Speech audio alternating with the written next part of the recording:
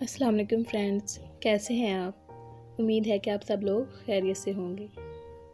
تو فرینڈز، ہم اپنا novel the return of the NATO کی ایپیسوڈ نمبر 3 سٹارٹ کرتے ہیں، لیکن ایپیسوڈ نمبر 3 سٹارٹ کرنے سے پہلے آپ لوگوں سے درخواست ہے کہ اس چینل کو سبسکرائب ضرور کیجیے گا اور بیل آئیکن پر پریس ضرور کیجیے گا تاکہ ہمارے آنے والے مزید ویڈیوز کے نوٹیفیکیشن آپ لوگوں کو آسانی سے مل سکے۔ تو فرینڈز، ہم آج اپنی سٹوری سٹارٹ کر رہے ہیں book number 1 chapter number 10 to 11۔ ہماری پچھلی ایپیسوڈ اس بات پر ختم ہوئی تھی کہ وین نے اس بات کا ارادہ کیا تھا کہ وہ یوسٹریشیا سے بات کرے گا تاکہ وہ وائلڈیو کا پیچھا چھوڑ دے اور تھامسن کی اس سے شادی ہو سکے۔ یوسٹریشیا سے ملاقات کی خاطر وین کیپٹن وائی کے گھر جانے کے لیے روانہ ہوتا ہے۔ یوسٹریشیا اور اس کا نانا ہیتھ پر رہنے والے لوگوں کو پسند نہیں کرتے اور نہ ہی ان سے بات چیت کرنا پسند کرتے ہیں، اور ان کا رویہ بھی یہاں کے لوگوں سے غیر دوستانہ ہے۔ کیپٹن وائی کے موڈ کی تو کسی کو بھی سمجھ نہیں آتی کہ کب بدل جائے۔ جب یوسٹریشیا گھر سے باہر آتی ہے تو وہ اسے سیر کرنے کے بہانے باہر لے جاتا ہے تاکہ تھامسن کی بہتری کے لیے اس سے مدد لی جا سکے۔ وہ اس خدشے کا اظہار کرتا ہے کہ وائلڈیو کسی دوسری عورت کی خاطر تھامسن سے شادی نہیں کرنا چاہتا۔ وہ یوسٹریشیا سے درخواست کرتا ہے کہ اس کا جو مردوں پر اثر و رسوخ ہے وہ اس کا استعمال کرے اور وائلڈیو کو مجبور کرے کہ وہ تھامسن سے شادی کر لے۔ جب یوسٹریشیا کہتی ہے کہ اس کا مردوں پر کوئی اثر و رسوخ نہیں ہے تو وین فوراً اس کو اس کی خوبصورتی کا حوالہ دے کر کہتا ہے کہ وہ وائلڈیو کو راہ راست پر لے آئے۔ تاہم جب یوسٹریشیا بڑی رکھائی سے تھامسن کے بارے میں توہین آمیز باتیں کرتی ہے تو پھر وین بھی اپنا مدعا براہ راست بیان کرنے پر تیار ہو جاتا ہے۔ وہ یوسٹریشیا سے درخواست کرتا ہے کہ وہ وائلڈیو کا پیچھا چھوڑ دے کیونکہ اس کا درجہ وائلڈیو سے اونچا ہے۔ اس پر یوسٹریشیا ڈٹائی سے کہتی ہے کہ تھامسن جیسی گھٹیا عورت کے لیے وہ کبھی بھی پیچھے نہیں ہٹے گی، اور غصے میں یہ بھی کہتی ہے کہ وائلڈیو کو اس سے زیادہ محبت ہے، اور یہ کہہ کر بھی وین کی درخواست ٹھکرا دیتی ہے کہ اسے وائلڈیو سے اس سے بھی پہلے محبت تھی جبکہ ابھی تھامسن کی اس کے ساتھ منگنی نہیں ہوئی تھی، اور وہ یہ بھی کہتی ہے کہ جو اس کا دل چاہے گا وہ وہی کرے گی۔ تاہم اس کے ساتھ ساتھ وہ یہ بھی کہتی ہے کہ وائلڈیو کے ساتھ اس کی محبت بہت گہری ہے۔ وہ یہ بات صاف کہتی ہے کہ اگر اسے وائلڈیو سے بہتر کوئی اور مرد میسر ہوتا تو وہ اس کی بالکل بھی پرواہ نہ کرتی۔ آخر میں وین یوسٹریشیا کی اس ہیتھ کے بارے میں نفرت کا ذکر کرتا ہے تو وہ کہتی ہے کہ وائلڈیو کی محبت بھی ہیتھ میں اس کی محرومیوں کا مداوع نہیں کر سکی۔ اس پر وین کہتا ہے کہ ہیتھ سے اتنا ہی زیادہ کوتاہی ہوئی ہے تو وہ ووڈ ماؤتھ میں ایک امیر خاتون کے ہاں اسے ملازمت دلا سکتا ہے۔ مغرور یوسٹریشیا کسی کا ذاتی ملازم بننے کی نوکری کی پیشکش ٹھکرا دیتی ہے۔ وین ایک مرتبہ پھر تھامسن کی خوشی کے لیے یوسٹریشیا کی منت کرتا ہے لیکن وہ حقارت سے اس کی بات ٹھکرا دیتی ہے۔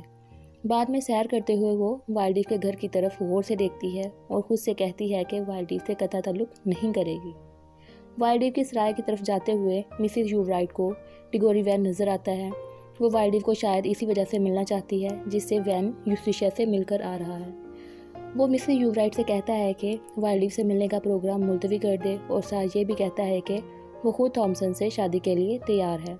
وہ اس کی بات سن کر حیران رہ جاتی ہے اور کہتی ہے کہ وہ چاہتی ہے کہ تھامسن اس شخص سے شادی کرے جس سے اسے محبت ہے۔ وہ اسے یہ بھی بتاتا ہے کہ تھامسن اور وائلڈیو کی شادی کے لیے کوششیں ناکام ہو گئی ہیں۔ وہ ایک مرتبہ پھر تھامسن سے اپنی شادی کی پیشکش دہراتا ہے لیکن مسز یوورائٹ بڑی نرمی سے انکار کر دیتی ہے۔ وائلڈیو سے ملاقات کے دوران میں مسز یوورائٹ اسے یہ بتاتی ہے تھامسن کے لیے ایک اور رشتہ بھی آیا ہے، اور اگر وائلڈیو اس کی بانجی سے شادی نہیں کرنا چاہتا تو وہ دوسرے شخص کی حوصلہ افزائی کرے گی، اور دوسرے امیدوار کا سن کر وائلڈیو مسز یوورائٹ سے کہتا ہے کہ اسے سوچنے کے لیے تھوڑا سا وقت دے۔ مسز یوورائٹ مان جاتی ہے لیکن اسے یہ کہتی ہے کہ وہ تھامسن سے دوسرے امیدوار کا ذکر نہ کرے۔ اس کے بعد وائلڈیو یوسٹریشیا سے ملنے جاتا ہے، اسے کہتا ہے کہ اس کے ساتھ شادی کر لے۔ وہ یہ بھی کہتا ہے کہ یوسٹریشیا یہ علاقہ چھوڑ کر اس کے ساتھ کہیں چلی جائے تو وہ کہتی ہے کہ اسے سوچنے کے لیے تھوڑا وقت دے۔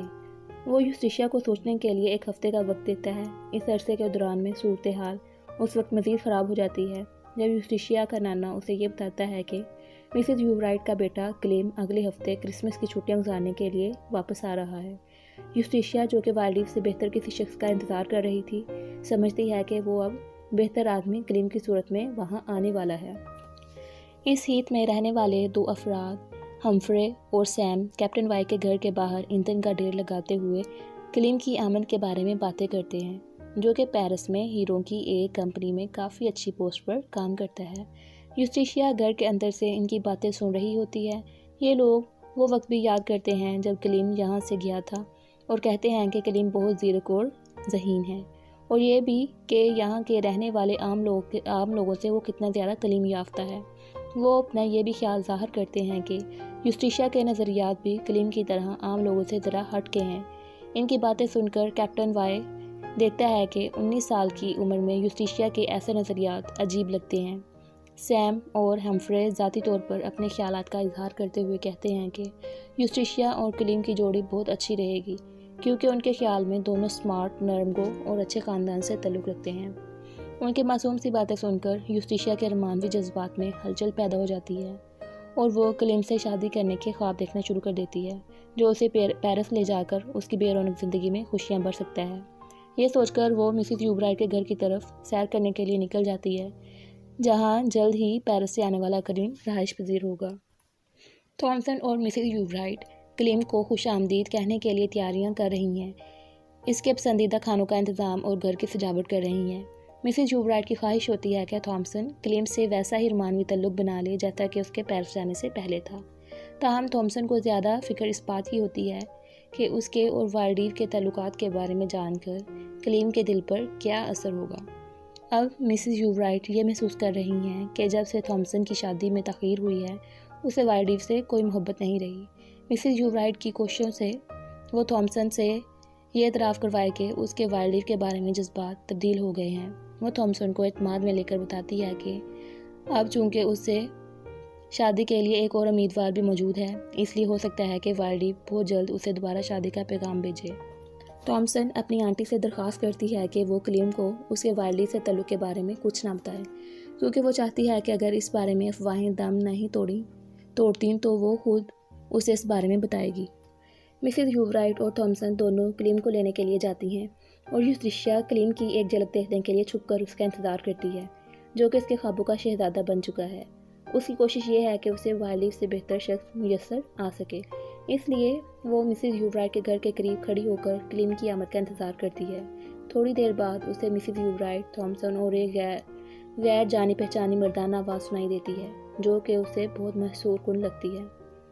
وہ اس کی ایک جھلک دیکھنے کی کوشش کرتی ہے، لیکن اندھیرا زیادہ ہونے کی وجہ سے نہیں دیکھ پاتی۔ وہ تصور میں ہی پیرس سے آئے ہوئے اس شخص کے بارے میں کھو جاتی ہے، اور اس کی آواز سے ہی اس کے خوابوں اور تصورات میں ہلچل مچ جاتی ہے۔ اگرچہ وہ اس کے بارے میں زیادہ کچھ نہیں جانتی، لیکن اس کے خیال میں کلیم جو انوکھا پن اور رومانس لے کر آیا ہے، اس وجہ سے وہ فوری طور پر اس کی محبت میں مبتلا ہو جاتی ہے۔ اس کے ذہن پر کلیم کا سحر طاری ہونے پر وہ اپنے نانا کیپٹن وائی سے پوچھتی ہے کہ اس کے یوبرائٹ فیملی کے ساتھ دوستانہ تعلقات کیوں نہیں ہیں، تو وہ اسے بتاتا ہے کہ ایک بار اس کی کسی بات سے مسز یوبرائٹ ناراض ہو گئی تھی، جس کی وجہ سے اس کی اور اس کے فیملی کے لوگوں سے دوبارہ کبھی ملاقات نہیں ہوئی۔ جب سے یوسٹیشیا نے کلیم کی محسوس کن آواز سنی ہے، تب سے وہ اس امید میں ہے کہ شاید کبھی اس کی کلیم سے اتفاق ملاقات ہو جائے، اور روزانہ مسز یوبرائٹ کے گھر کی سمت سیر کرنے کے لیے چلی جاتی ہے۔ 23 دسمبر کو یوسٹیشیا گھر میں اکیلی ہوتی ہے۔ وہ سوچتی ہے کہ کلیم کے ساتھ ملاقات کیسے کی جائے۔ وہ محسوس کرتی ہے کہ مسز یوبرائٹ کے گھر اس کا آنا جانا عام حالات میں کسی طرح بھی نہیں بنتا، اور اس کا یہ بھی خیال ہے کہ کلیم گرجے میں نہیں جاتا ہوگا، کیونکہ اس علاقے کے لوگ چھٹی کے دنوں میں عموماً گرجا نہیں جایا کرتے تھے، ورنہ اسے گرجے جانے کے بہانے مل لیتی۔ اسی اثناء میں کلارلی نامی ایک لڑکا اس کا دروازہ کھٹکھٹا کر پوچھتا ہے کہ کیا وہ اس کے ساتھ ہی کرسمس پر ہونے والے ایک ڈرامے سینٹ جارج کی ریہرسل کے لیے ان کا ایندھن والا بڑا کمرہ استعمال کر سکتے ہیں، جیسا کہ انہوں نے پچھلے برسوں میں کیا تھا۔ چارلی دل ہی دل میں یوسٹیشیا کو چاہتا ہے، اور اس کا احساس یوسٹیشیا کو بھی ہے، اور وہ اسے وہاں ریہرسل کی اجازت دے دیتی ہے، اور اگلے دن ڈرامے کی ریہرسل شروع ہو جاتی ہے۔ عموماً یوسٹیشیا نہ صرف ایسے ڈراموں اور ان میں کام کرنے والے اداکاروں کو کوئی اہمیت نہیں دیا کرتی، بلکہ ان کے بارے میں ناپسندیدگی کا اظہار بھی کیا کرتی تھی، جیسا کہ وہ اس ہیت کی ہر سرگرمی سے بیزاری ظاہر کرتی تھی۔ 3 لڑکے سیم، ہمفرے اور فیئروے اس ڈرامے میں اپنے رول کے بارے میں بات چیت کرتے ہیں، اور یوسٹیشیا کو ان کی باتوں سے معلوم ہوتا ہے کہ یہ ڈرامہ مسز یوبرائٹ کے گھر ہو رہا ہے۔ اس پر وہ سوچتی ہے کہ کس طرح ڈرامے کی رات اور مسز یوبرائٹ کے گھر پہنچے۔ ظاہر سی بات ہے کہ اسے ان کے گھر جانے کے لیے دعوت نہیں ملی، کیونکہ وہ پہلے کبھی بھی مقامی لوگوں کے کسی فنکشن میں نہیں گئی تھی۔